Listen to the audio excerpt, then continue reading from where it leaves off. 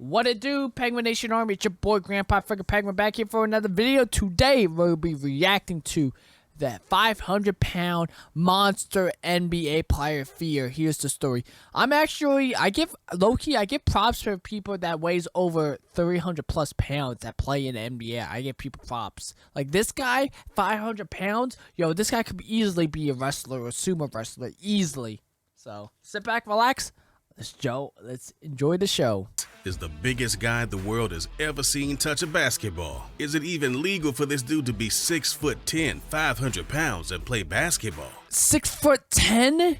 Yo, that's ridiculous. This is a man so powerful even LeBron would be afraid, moving around the court like Steph. He's like an easy center. Iverson. To be honest, I've never seen anything like Troy Escalade Jackson. Troy Jackson, that's his name. You probably never heard of Troy. You've definitely heard of his older brother, Mark Jackson, former NBA star and current NBA commentator. How is it that 6'1" Mark was able to make it to the league, but not Troy? And that's just the first question that popped into my head. How does someone even get to 500 pounds and then stay not just mobile, but be also incredibly athletic? How do you function in society being this big? Like, what kind of toilet does this dude sit on? Troy Escalade Jackson is one of the most fascinating people in all of sports history. That's crazy. It's time we answer all of these questions and more. Troy was always a man destined for the NBA. Falling in love with basketball at around 10 years old, he practiced and played day and night at Rucker Park in Harlem. And while he was just a chunky kid having fun playing ball, his brother Mark was well on his way to the NBA. In fact, when Troy was just 14 years old, their family hit the lottery when Mark was drafted 18th in the 1987 NBA draft, completely changing Troy's life in the direction it was headed. Imagine being a 14-year-old with a brother in the NBA. How many Big Macs would you order? Because Troy started ordering a lot. At this point, Troy was already a pretty spoiled kid, being the youngest of 6 siblings. But now with a brother in the NBA making millions, a lot of the motivation Troy had was gone. His family already made it, and he was practically set for life. So instead of focusing on getting in shape, preparing for the NBA, scouting out colleges, or even pestering his older brother for NBA advice, Troy decided he'd rather put on a show down at Rucker Park. And that's exactly what he did. Wow, he put up a show? What did he do? Wow.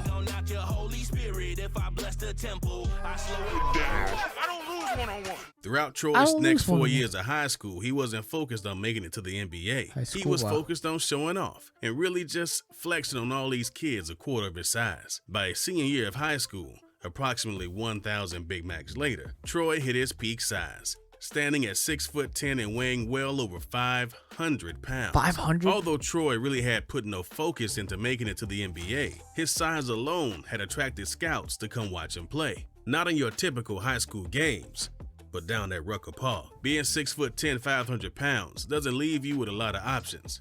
It's not like Troy could go work in an office job in a cubicle. He couldn't even walk through the door. No. So when he was offered a full ride scholarship to Wallace Community College in Selma, Alabama, he felt like he had to take it. What else could he do other than make it to the NBA? Proving there was more than enough room for a 500-pound player in college. Wow. Troy performed well past expectations. That's While he crazy. wasn't playing at the highest levels of college ball, Troy's complete disregard for the multiple defenders on him solidified a long-term spot on the roster, finally catching the eye of a Division I school after he received all-region honors as a sophomore. Troy was approached with another full-ride scholarship to the University of Louisville. Under the supervision of legendary coach Denny Crum, Troy's scholarship was not without its conditions, essentially stating he had to replace the Big Macs with salads. Troy was expected to drop well below the 400-pound mark, a weight he hadn't seen since his early high school days back at Rucker Park. This, along with being placed on a team whose style of play was more structured than anything he had ever experienced before, Troy's production plummeted.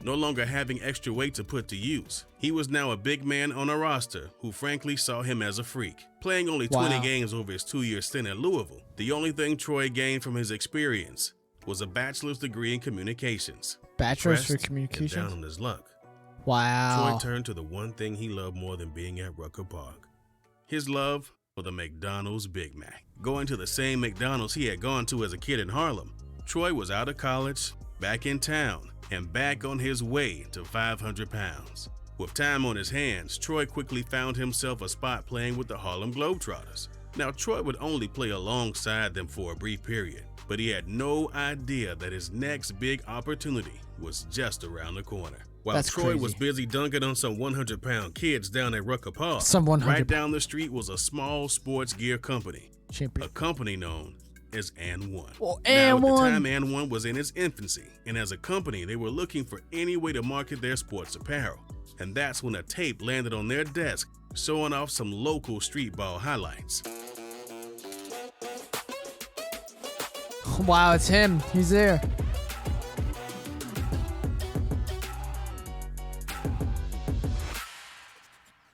Quickly realizing the unlimited potential in New York's forgotten street ball legends, It's New And1 York. became known across New York not for their appeal, but for their street ball tapes. Starting out as a gimmicky tape, And1 Mixtape Volume 1 was given out if you bought $100 of apparel.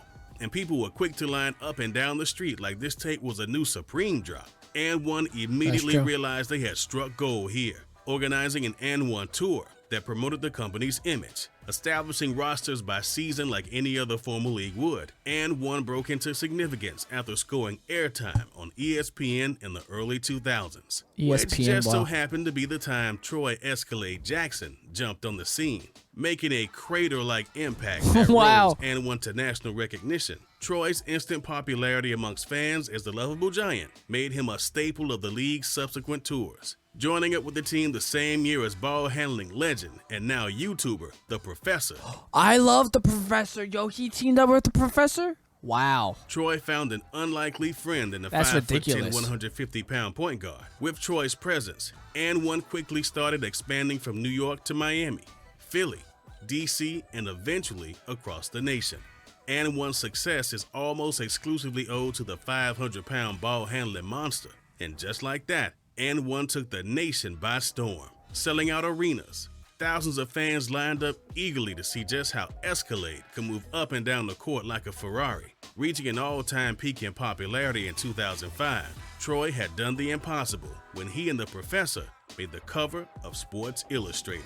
A cover that historically was reserved for only the most legendary athletes was now dominated by someone who survived strictly off of Big Macs. As the biggest recorded player in history to pick up a basketball, Troy was easy to spot, and he impressed all who saw him. But as the years would go on, Troy became caught up in the image he had created for himself, the lovable giant.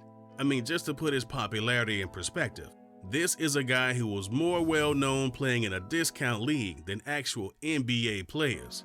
Troy true. could walk into any club in the country and get VIP treatment, literally, while guys playing for legit NBA teams would go unnoticed. His size, his ability, his personality all played a role in becoming the fan favorite he was, and everything that made him so great also led to his biggest tragedy. Despite his talent, there was no escaping the inevitable. Growing older in age, Troy's weight issues came knocking. Of all his teammates, it would be the Professor that had noticed Troy's weight was no longer helping him in the same way it used to. Instead, it was now slowing him down. Worried about how Troy's weight was affecting his performance and ability to play throughout the season, the Professor tried nudging Troy into a healthier lifestyle. Failing to keep the weight off that he would lose during the summer, the Professor went to his brother Mark for help. Having always known Troy as the biggest kid in town, Mark wasn't surprised. Agreeing that Escalade was just always going to be Escalade, the two decided to just accept the fact that Troy just wasn't interested in losing weight. And how could he be? Troy's entire success story gravitated around the fact he was such a great baller at his weight, doing things That no one sucks. thought That's possible, still crazy. placed in a position to double down and continue his career Wow. at his weight, or listen to his body at the risk of losing it all. Troy made the decision many of us would. After years of abuse, his body had finally reached a breaking point. In 2011, while in the middle of promoting an upcoming street ball tour, Troy unexpectedly died in his sleep What? at the age of 38. Having just passed his physical to play with the Ball Up tour, Troy's death came as a huge surprise to everyone but himself. Diagnosed with hypertensive heart disease, Troy's inability to lose the weight when he needed to had come full circle. And just like that, the sports world lost one of its most fascinating characters, redefining what it meant to be a sports entertainer. Wow. Troy's impact on basketball is one that will never be forgotten. He was clearly a man with the I was connections, wondering who did skill, And1. drive, and talent to make it to the NBA, and beyond. That Brandon Man But at one, the that end of blows the my day, mind. Troy followed what he truly loved until the day he died, being the lovable giant that really just wanted to entertain. If you've enjoyed this video, then we're sure you'll enjoy Wow. Leave a like, subscribe if you're new. Much appreciated. Road to 4,000 subscribers.